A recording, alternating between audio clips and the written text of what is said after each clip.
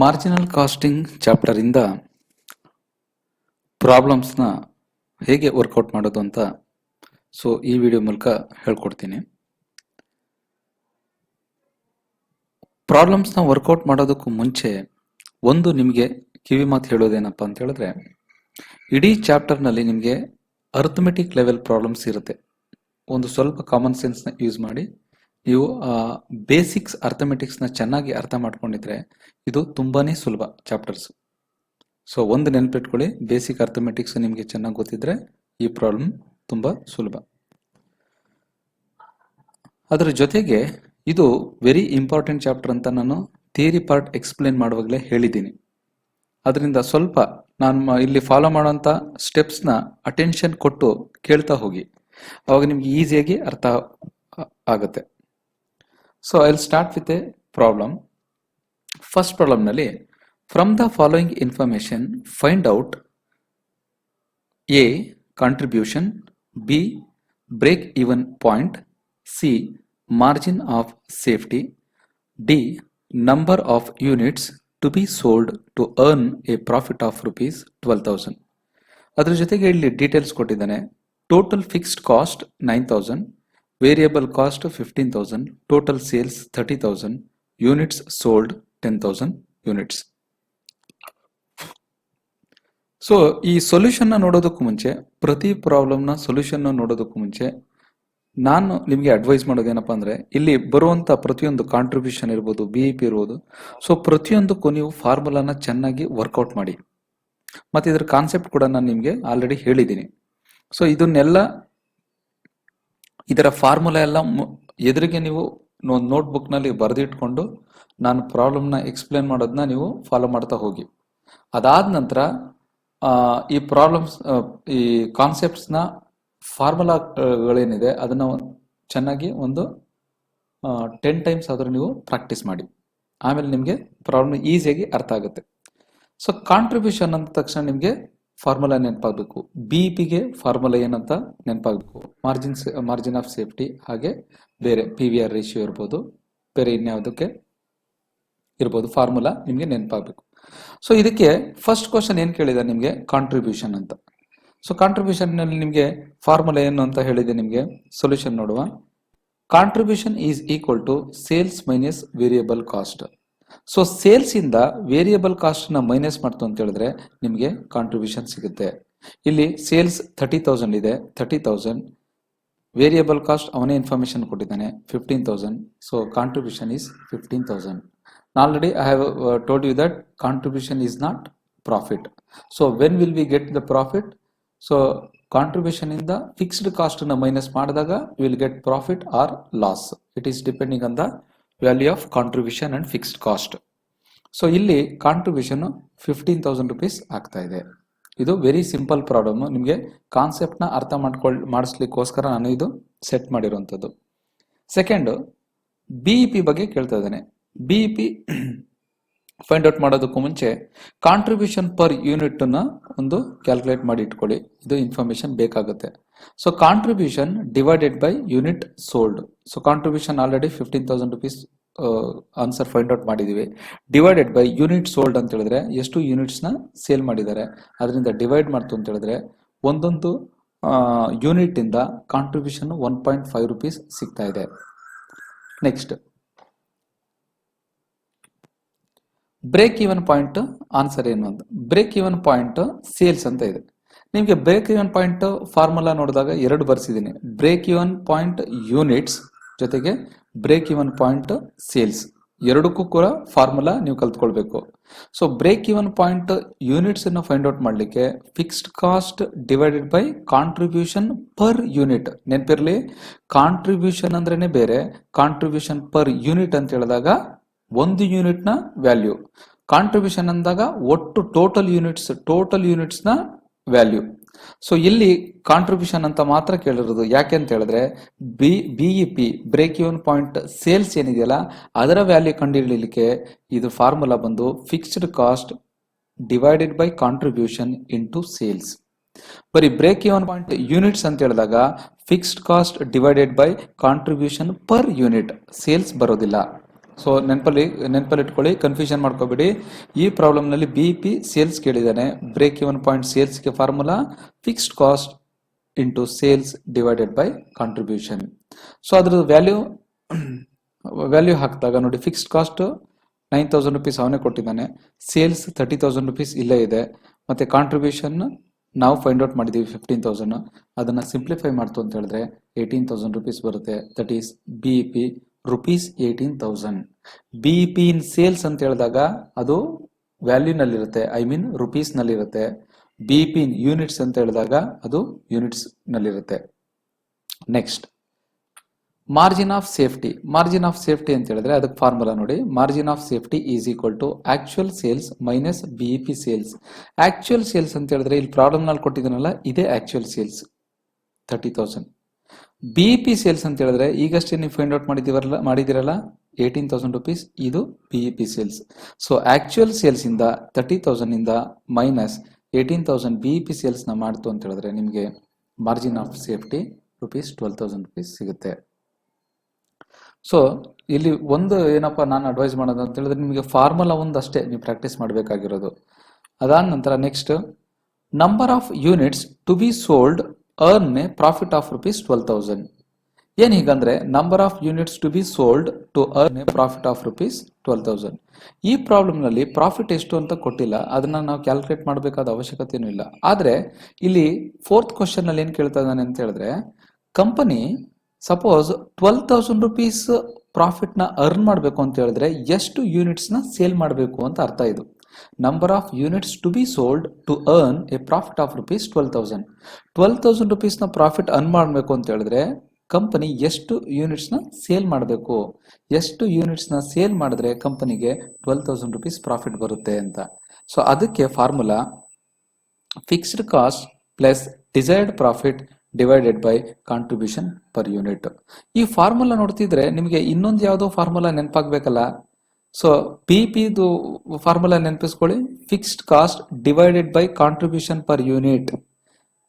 Desired profit ನ ಬಿಟ್ಬಿಟ್ರೆ, ಇಲ್ಲಿ ಈ ಡಿಸೈರ್ಡ್ ಪ್ರಾಫಿಟ್ ನ ತೆಗೆದಾಕ್ಬಿಟ್ರೆ ಏನ್ ಉಳಿಯುತ್ತೆ, fixed cost divided by contribution per unit ಏನಿದೆಯಲ್ಲ, ಇದು BEP ಯ ಫಾರ್ಮುಲಾ. ಸೊ ಆ BEP ಫಾರ್ಮುಲಾಗೆ ಪ್ಲಸ್ ಡಿಸೈರ್ಡ್ ಪ್ರಾಫಿಟ್ ನ ಆಡ್ ಮಾಡ್ಕೊಂಡ್ರೆ ನಿಮ್ಗೆ ಈ ಕ್ವಶನ್ಗೆ ಆನ್ಸರ್ ಸಿಕ್ಬಿಡುತ್ತೆ. ಸೊ ಹಾಗಾದ್ರೆ ಫಿಕ್ಸ್ಡ್ ಕಾಸ್ಟ್ ಇನ್ಫಾರ್ಮೇಶನ್ ಕೊಟ್ಟಿದ್ದಾನ 9,000 ರುಪೀಸ್, ಆ 9,000 ರುಪೀಸ್ ಬರೆದಿದ್ದೀನಿ.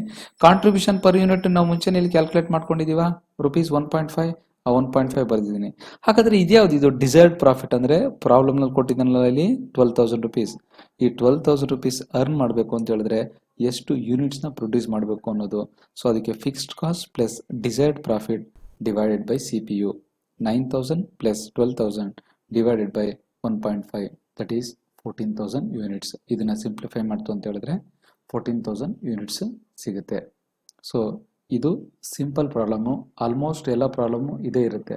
ಇದು ಬೇಸಿಕ್ಸ್ ನ ನೀವು ಚೆನ್ನಾಗಿ ತಿಳ್ಕೊಂತು ಅಂತ ಹೇಳಿದ್ರೆ ಉಳಿದಿದ್ದು ನಿಮಗೆ 24 ಮಾರ್ಕ್ಸ್.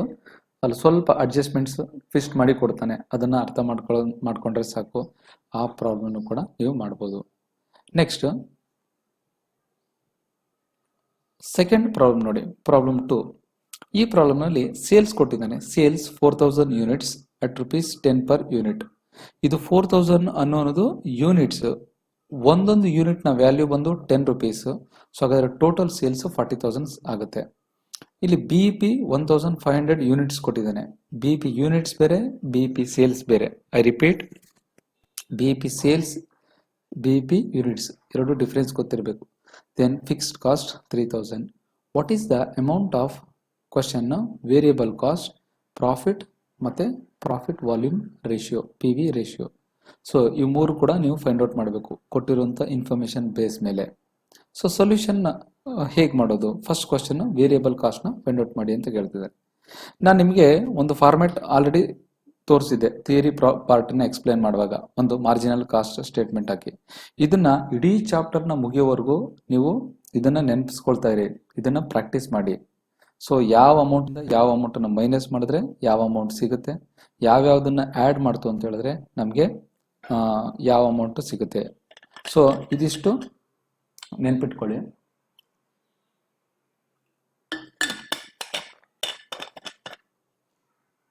ನೋಡಿ, ಇದು ಕಾಮನ್ ಸ್ಟೇಟ್ಮೆಂಟ್ ಎಲ್ಲದಕ್ಕೂ, ಪ್ರತಿಯೊಂದು ಪ್ರಾಬ್ಲಮ್ಗೂ ಅಪ್ಲೈ ಆಗುತ್ತೆ.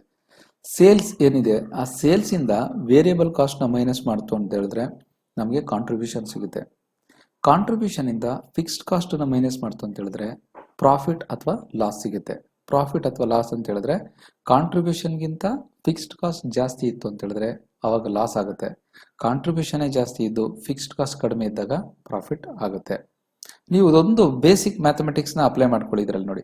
ಈ ಸೇಲ್ಸ್ ಇಂದ ವೇರಿಯಬಲ್ ಕಾಸ್ಟ್ ನ ಮೈನಸ್ ಮಾಡ್ತು ಅಂತ ಹೇಳಿದ್ರೆ ಕಾಂಟ್ರಿಬ್ಯೂಷನ್ ಸಿಗದ, ಕಾಂಟ್ರಿಬ್ಯೂಷನ್ ಇಂದ ಫಿಕ್ಸ್ಡ್ ಕಾಸ್ಟ್ ಮೈನಸ್ ಮಾಡ್ತು ಅಂತ ಹೇಳಿದ್ರೆ ಪ್ರಾಫಿಟ್ ಅಥವಾ ಲಾಸ್ ಸಿಗದ. ಸೊ ನಾನು ಈಗ ಉಲ್ಟಾ ಮಾಡ್ಕೊಂಡೋದ್ರೆ ನಿಮ್ಗೆ ಇನ್ನೊಂದು ಅರ್ಥ ಮಾಡಿಸ್ತೀನಿ ನೋಡಿ. ಪ್ರಾಫಿಟ್ ಮತ್ತೆ ಫಿಕ್ಸ್ಡ್ ಕಾಸ್ಟ್ ನ ಆಡ್ ಮಾಡ್ತು ಅಂತ ಹೇಳಿದ್ರೆ ಕಾಂಟ್ರಿಬ್ಯೂಷನ್ ಸಿಗುತ್ತಾ? ಹಾಗೆ ಕಾಂಟ್ರಿಬ್ಯೂಷನ್ ಮತ್ತೆ ವೇರಿಯಬಲ್ ಕಾಸ್ಟ್ ನ ಆಡ್ ಮಾಡ್ತು ಅಂತ ಹೇಳಿದ್ರೆ ಸೇಲ್ಸ್ ಸಿಗುತ್ತಾ? ಹಾಗೆ ನೋಡಿ, ಸೇಲ್ಸ್ ಇಂದ ವೇರಿಯಬಲ್ ಕಾಸ್ಟ್ ಮೈನಸ್ ಮಾಡಿದ್ರೆ ಕಾಂಟ್ರಿಬ್ಯೂಷನ್ ಸಿಗುತ್ತೆ ಅಂತ ಹೇಳಿದೆ. ಈಗ ನಾನೊಂದು ಎಕ್ಸಾಂಪಲ್ ಹೇಳ್ತೀನಿ. ಸಪೋಸ್ ಸೇಲ್ಸ್ 10 ಇದೆ ಅಂತ ಇಟ್ಕೊಳ್ಳಿ, ವೇರಿಯಬಲ್ ಕಾಸ್ಟ್ 8 rupees ಇದೆ ಅಂತ ಇಟ್ಕೊಳ್ಳಿ, ಕಾಂಟ್ರಿಬ್ಯೂಷನ್ 2 rupees ಆಗುತ್ತೆ. ಈಗ 10 - 8 ಈಸ್ ಈಕ್ವಲ್ ಟು 2. ಈಗ ಸೇಲ್ಸ್ ಇಂದ ಕಾಂಟ್ರಿಬ್ಯೂಷನ್ ಮೈನಸ್ ಮಾಡಿದ್ರೆ ವೇರಿಯಬಲ್ ಕಾಸ್ಟ್ ಸಿಗುತ್ತಾ? ಸೊ 10 ಇಂದ -2 ಮಾಡಿ ವೇರಿಯಬಲ್ ಕಾಸ್ಟ್ ಸಿಗುತ್ತಾ? ಸೊ ಈ ತರ ಯಾವುದೇ ತರ ಟ್ವಿಸ್ಟ್ ಮಾಡಿ ಕೊಟ್ರು ನೀವು ಮ್ಯಾಥಮೆಟಿಕಲ್ ಈಕ್ವೇಶನ್ಸ್ ನೀವು ಚೆನ್ನಾಗಿ ಅರ್ಥ ಮಾಡ್ಕೊಳ್ಬೇಕು. ಇದೊಂದು ಸ್ಟೇಟ್ಮೆಂಟ್ ನ ಚೆನ್ನಾಗಿ ನೆನ್ಪಂಡು ಇಟ್ಕೊಳ್ಳಿ.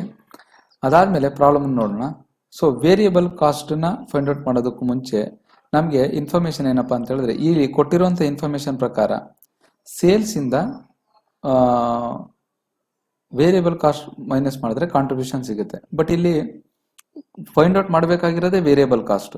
ಸೊ ಹಾಗಾದ್ರೆ ವೇರಿಯಬಲ್ ಕಾಸ್ಟ್ ನ ಫೈಂಡ್ ಔಟ್ ಮಾಡ್ಲಿಕ್ಕೆ ಅಟ್ಲೀಸ್ಟ್ ನಮಗೆ ಕಾಂಟ್ರಿಬ್ಯೂಷನ್ ಏನು ಅನ್ನೋದು ಗೊತ್ತಿರಬೇಕು. ಸೇಲ್ಸ್ ಇಂದ ಕಾಂಟ್ರಿಬ್ಯೂಷನ್ ಮೈನಸ್ ಮಾಡಿದ್ರೆ ಅಟ್ಲೀಸ್ಟ್ ನಮಗೆ ವೇರಿಯಬಲ್ ಕಾಸ್ಟ್ ಸಿಗುತ್ತೆ. ಅಥವಾ ಫಿಕ್ಸ್ಡ್ ಕಾಸ್ಟ್ ಮತ್ತೆ ಪ್ರಾಫಿಟ್ ನ ಎರಡು ಆಡ್ ಮಾಡ್ತು ಅಂತ ಹೇಳಿದ್ರೆ ನಮಗೆ ಕಾಂಟ್ರಿಬ್ಯೂಷನ್ ಸಿಗುತ್ತೆ. ಎರಡು ವೇನಲ್ಲಿ ನಾವು ಕಾಂಟ್ರಿಬ್ಯೂಷನ್ ಫೈಂಡ್ ಔಟ್ ಮಾಡಬಹುದು. ಎರಡು ವೇನಲ್ಲಿ ವೇರಿಯಬಲ್ ಕಾಸ್ಟ್ ನ ಫೈಂಡ್ ಔಟ್ ಮಾಡಬಹುದು. ಒಂದು, ಸೇಲ್ಸ್ ಇಂದ ಕಾಂಟ್ರಿಬ್ಯೂಷನ್ ಮೈನಸ್ ಮಾಡಿದ್ರು ವೇರಿಯಬಲ್ ಕಾಸ್ಟ್ ಸಿಗುತ್ತೆ, ಅಥವಾ ಫಿಕ್ಸ್ಡ್ ಕಾಸ್ಟ್ ಮತ್ತೆ ಪ್ರಾಫಿಟ್ ನ ಆಡ್ ಮಾಡ್ತು ಅಂತ ಹೇಳಿದ್ರೆ ನಮಗೆ ಕಾಂಟ್ರಿಬ್ಯೂಷನ್ ಸಿಗುತ್ತೆ. ಆವಾಗ ಸೇಲ್ಸ್ ಇಂದ ಕಾಂಟ್ರಿಬ್ಯೂಷನ್ ಮೈನಸ್ ಮಾಡ್ತು ಅಂತ ಹೇಳಿದ್ರೆ ನಮಗೆ ವೇರಿಯಬಲ್ ಕಾಸ್ಟ್ ಸಿಗುತ್ತೆ. ಇಲ್ಲಿ ಕೊಟ್ಟಿರುವಂತ ಸಫಿಶಿಯಂಟ್ ಇನ್ಫಾರ್ಮೇಶನ್ ಅಲ್ಲಿ ಸೊ ಸೇಲ್ಸ್ ಒಂದು ಇದೆ, ಬಿಇಪಿ ಕೊಟ್ಟಿದ್ದಾನೆ, ಫಿಕ್ಸ್ಡ್ ಕಾಸ್ಟ್ ಕೊಟ್ಟಿದ್ದಾನೆ, ಪ್ರಾಫಿಟ್ ಇಲ್ಲ ಮತ್ತೆ ಕಾಂಟ್ರಿಬ್ಯೂಷನ್ ಇಲ್ಲ. ಸೊ ಕಾಂಟ್ರಿಬ್ಯೂಷನ್ ಒಂದು ನಾವು ಫೈಂಡ್ ಔಟ್ ಮಾಡ್ತು ಅಂತ ಹೇಳಿದ್ರೆ ನಮಗೆ ವೇರಿಯಬಲ್ ಕಾಸ್ಟ್ ಸಿಗುತ್ತೆ. ಸೊ ಹೇಗೆ ಫೈಂಡ್ ಔಟ್ ಮಾಡೋದು? ಕೊಟ್ಟಿರುವಂತ ಇನ್ಫಾರ್ಮೇಶನ್ ಬೇಸ್ ಮೇಲೆ ನಾವು ಆನ್ಸರ್ ನ ಫೈಂಡ್ ಔಟ್ ಮಾಡ್ತಾ ಹೋಗ್ಬೇಕು.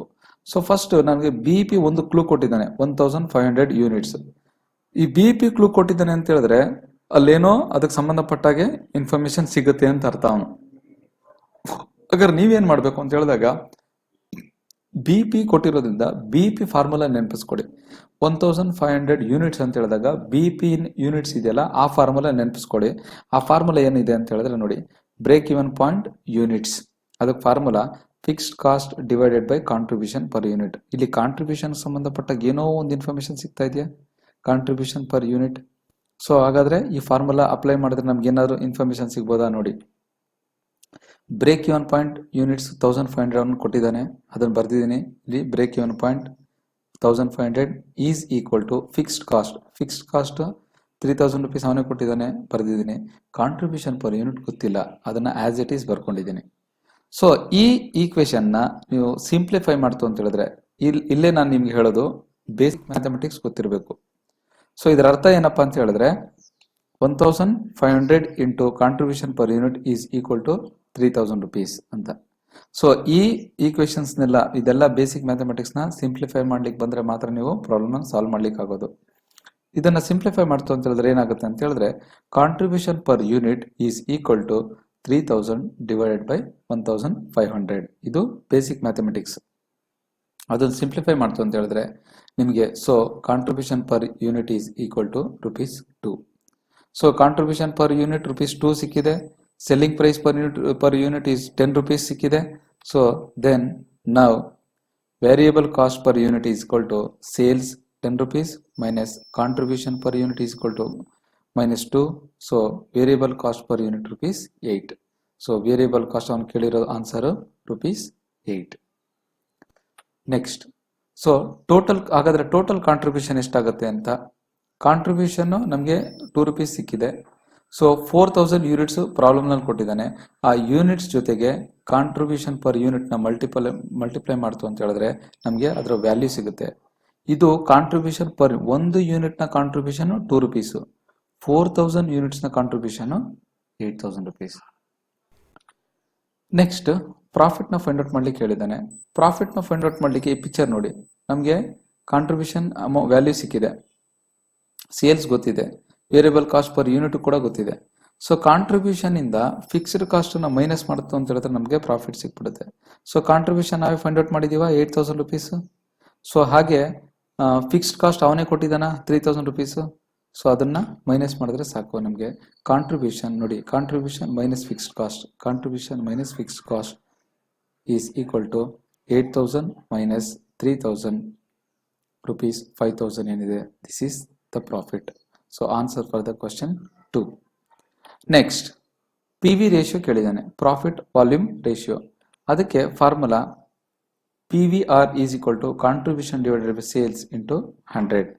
ಸೊ ಅದಕ್ಕೆ ಕಾಂಟ್ರಿಬ್ಯೂಷನ್ ನೀವು ಆಲ್ರೆಡಿ ಫೈಂಡ್ ಔಟ್ ಮಾಡಿದ್ದೀರಾ 2 rupees, ಹಾಗೆ ಸೇಲ್ಸ್ 10 rupees ಇದೆ, 2 rupees ಡಿವೈಡೆಡ್ ಬೈ 10 ಇಂಟು 100 ಕೊಟ್ಟಿರುವಂಥದ್ದು ಫಾರ್ಮುಲಾದಲ್ಲಿ. So total PVR is equal to 20% is the answer. So these are the 2 basic problems. So ಇನ್ನೇನಾದ್ರು ಡೌಟ್ಸ್ ಇತ್ತು ಅಂತ ಹೇಳಿದ್ರೆ ಮೆಸೇಜ್ ಅಥವಾ ಕಾಲ್ ಮಾಡಿ.